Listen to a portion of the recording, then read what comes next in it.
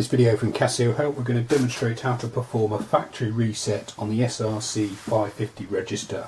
Factory reset will reset the machine back to default settings. You will lose all programming and you will lose all sales data. So only proceed if you're happy with that scenario. To perform the factory reset, I've removed the memory protecting batteries on this machine and I've now got the key in the off position. You press and hold down feed and then turn the key round to PGM.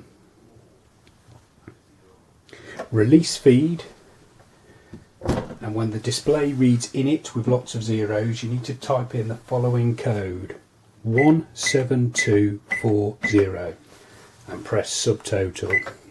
The machine will now perform a factory reset or initialization.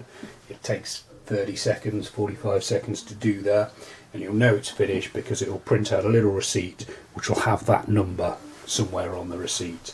The machine will then be in the program main settings menu, so you can either, depending on what you're planning on doing the machine, you can then either start to program it or you can turn it off if you're selling it on.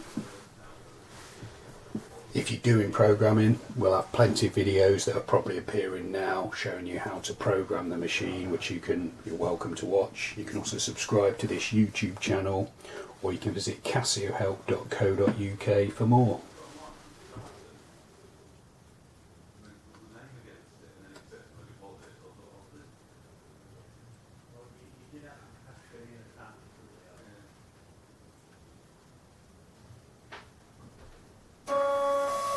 Okay, took a little longer than I expected, but there we go. That's the initialization performed.